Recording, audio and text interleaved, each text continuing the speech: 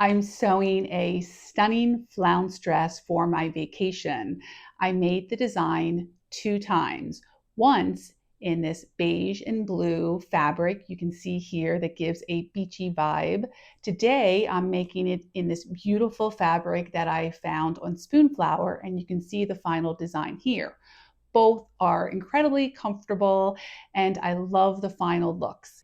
If you want to see my inspiration for this design or how I made the pattern, you can check out these videos here. Now let's get started. Now I want to make this flounce dress using this beautiful fabric that I found on Spoonflower, and I just loved it. It has this big floral motif on it. So when I saw it, I'm thinking, what can I make with this fabric? It's just so beautiful. But you don't need to make a brand new design every single time, because if you recall, for my trip to Mexico, I made the other dress I made with this pattern. It was the blue flounce and the beige top. So I want to use that same pattern, which is right here. This pattern is going to look completely different than the other dress that I made with it, because this is such, a different fabric. I'm going to use the same pattern. This is how I keep the pattern when I store it. I have it here on these hooks, and so it all stays together. I'm going to take this apart now. So I'm going to make a few minor adjustments to this, but nothing substantial, because I do think that just the fabric alone will make this look completely different. I'm not going to do anything to the back. I hadn't really changed the back from my sloper anyway, and that's just fine. So I'm going to put that aside. The flounce I'm going to keep the same also, because I want a nice, flounce on it. No need to change that. So I'll put those aside too. All I'm really going to do is change the neckline here. So instead of a V for that one, I'm going to do a rounded neckline. So I'm going to grab a piece of, just when I have all this extra pattern paper, I just throw it over the corner of my table here. And so I always have pieces. So I'm just going to cut a smaller piece here that I have. And tape is always your friend. So I'm going to get my tape. And I'm going to just take this paper and just tape it on here, just so you don't need to go that far. Just keep it on the edge so I don't have a lot of overlap. Just going to tape this on here. If I know I'm going to make this multiple times, I'll keep it in a V-neck and in a crew neck. And I'll show you how I just fold it over for the V-neck when I want to use that. Otherwise, I have both. I don't have to create a brand new pattern, because I really don't want to have to trace this whole thing over. It's going to take a lot of time. So there's just no need for that. So let's get this straight line. I'm just lining it up here. I'm going to continue this straight line up here. So I have that. What we might want to do though is grab the original dress sloper front, and let's trace off our original. Let's line this up. This was the original sloper. So you see what we did. We brought it in a little bit. I brought the neckline out an inch. I brought up the underarm a bit, which I want to keep because this is also going to be sleeveless, or maybe I'll put a little cap sleeve on, but either way, I still want that to stay snug under the arm. So there I do, just draw in what the original neckline looked like. Turn this around so you can see. I think I'll keep this original 1 inch in, just so I can keep the same pattern going here. I just want to bring it down into a scoop a little bit. So we'll bring this down maybe 2 inches instead. In the V, we brought it down 4, but I'm going to bring it down 2 for this scoop. And then if we want to go here, it does get confusing sometimes. We have seam allowances on here, and typically when we are manipulating our sloper, there's no seam allowances. It makes things a lot easier, but we're just going to go ahead and do this because it's just a minor adjustment, but we have to bring this line, let's bring it into the original line. So have that go down there. And I need to make sure this is at a right angle. So that's why I didn't go the whole way in. So I need to right angle that. See, I'm not loving that. So we're going to erase that. That's not a great angle. So let's erase that and try again. I need it to come down. Sometimes it's just easier to hand do it a little bit. I need it to come like that. That's more like what I want it to look like. Just a nice little scoop there. Good. And then we'll just put in the seam allowances. 1/4 inch seam allowances. Just match that back up to the other seam allowance. Good. Now I'm going to cut it out. So it's as easy like that. It's just we're going to make a minor change to this pattern, but you'll see at the end it's going to make, I think it's going to have a very different look because of the pattern on the fabric is so different. And I really did like that other beachy beige and tan dress. I just loved that, how it fit, and I love the look at it. So I want to have another dress like that. Okay, there we go. And what I do then, so now I have a pattern with both a V-neck and a crew. So when I want to make, in the future, if I want to make a V-neck out of this, I'm just going to fold that back, and then I can easily still have my V-neck and fold it over if I want a little bit of a scoop neck. So that was my whole adjustment to the pattern, very easy. Let's go cut this out in this beautiful fabric, and then we'll sew it up and I'll show you how it looks.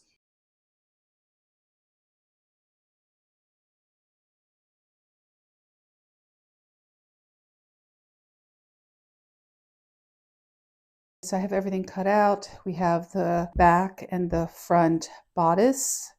I also cut a lining out for this because I'm going to line the entire bodice. And then we have the front and back flounce. So when I put that together, it'll create a full circle.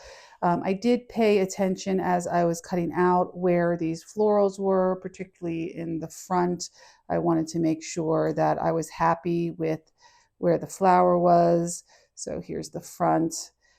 You have to sort of think ahead of time how you want the flower to look. So I thought it would be pretty to have a big flower over here and then the smaller one here. So I was happy with that. The back, I don't care about as much. It's not as obvious. I have long hair, so it covers that. And the skirt, I wasn't as concerned with either. It is a little bit more challenging when you're cutting out this knit fabric. You have to smooth. You would have seen in my time lapse that I kept smoothing, trying to smooth it out and trying to place it. So I tried to have, place it properly so I would have enough fabric for everything. I usually order 3 yards of fabric I know for a dress, that's enough. It's barely enough. I have very little scraps left over. I only have a little tiny pile of scraps here. So you can see I really do use every last thing. I don't like to waste fabric, so I order the bare minimum. Now that we have this cut out, I am going to begin sewing it. We start by laying the bodice front over the bodice back with right sides together, pin at the shoulders. Start with the back stitch. I used a 3mm stitch length with a 1/2 inch seam allowance. This fabric is 93% cotton and only 7% spandex. I'm sewing with a straight stitch given this fabric is so stable and not very stretchy, and given I have added ease in the pattern which won't require me to stretch it when I wear it. However, if you're using a more stretchy fabric or have negative ease, you should sew with a narrow zigzag stitch. I ended with a back stitch.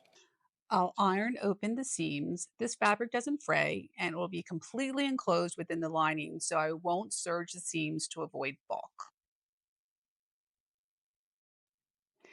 I'll lay the outer bodice over the lining piece. You could do a facing here instead if you prefer.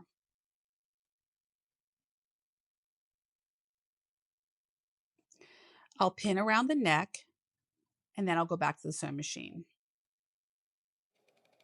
I'll start with the back stitch and again use the 3mm stitch length, but this is only a 1/4 inch seam allowance, which I use around curves to avoid bulk, and with a back stitch.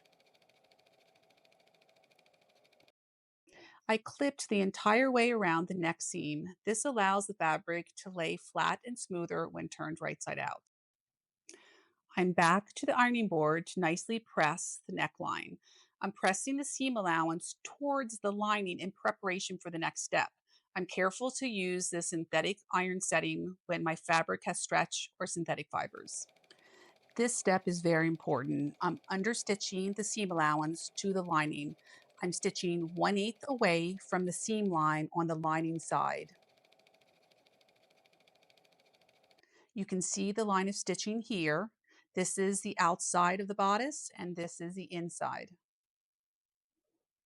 Lay the bodice open like this. We are going to stitch the armholes with the burrito method. Roll up the fabric tightly and then bring the armholes right sides together. I'm pinning the armholes together. Outer bodice to the lining bodice. All the fabric will be scrunched inside the tube once pinned.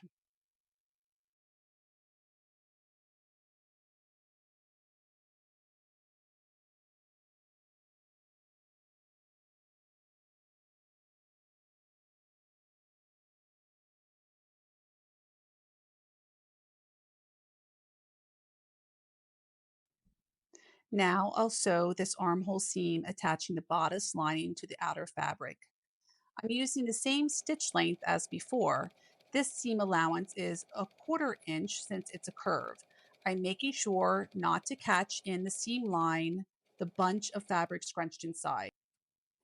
Gently pull the fabric right side out.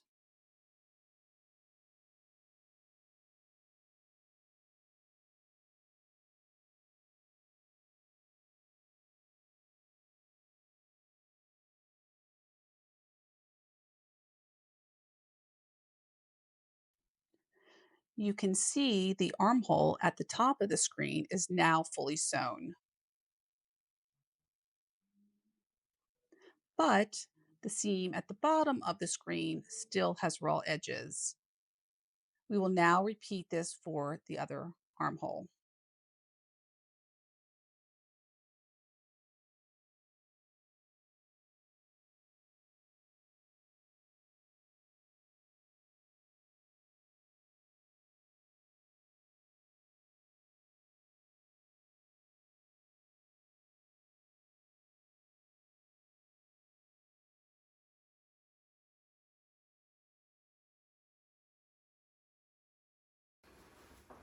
We will sew this armhole the same way as before.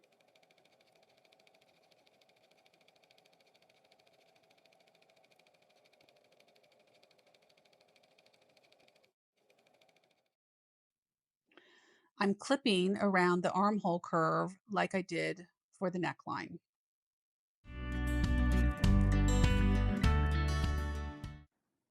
Like before, we're going to gently pull the fabric right side out.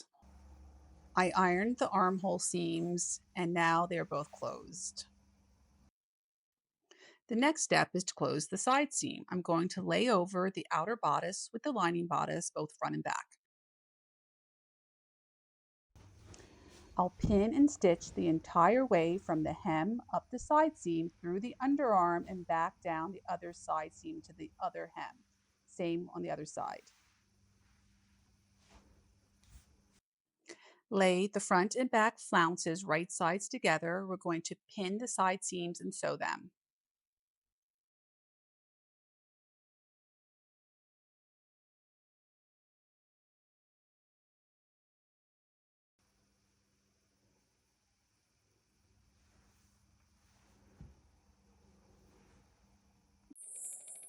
I batch sew together the side seams of the bodice and the skirt flounce.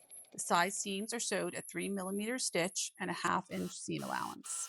This is the first time at the serger since all the previous seams were enclosed by the lining. Here I'm serging the flounce side seams, which will not have a lining. I'm laying the full circle flounce over the fully lined bodice with right sides together. I pinned together and sewed the flounce to both the outer fabric and lining bodice pieces. So 3 layers here, serge this seam. Here's the completed dress. You can see the inside of the dress has a very clean finish. I decided not to hem my skirt as my fabric doesn't fray, but you would hem yours now if you decide to. The front looks great as well. I love the placement of the flowers and the skirt has a lot of fullness.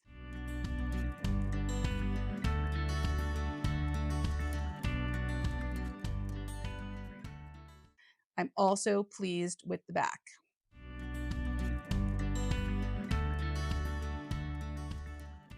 I love the final dress as it's so comfy and looks great.